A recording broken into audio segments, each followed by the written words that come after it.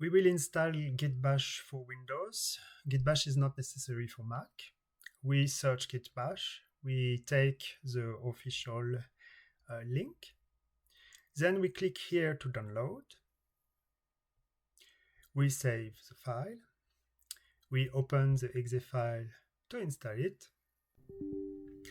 We confirm that we allow the app to make some change on the device. Then we agree to the license agreement. We click next for the location. We will add an icon on the desktop, and then we will click next to every single screen. Next.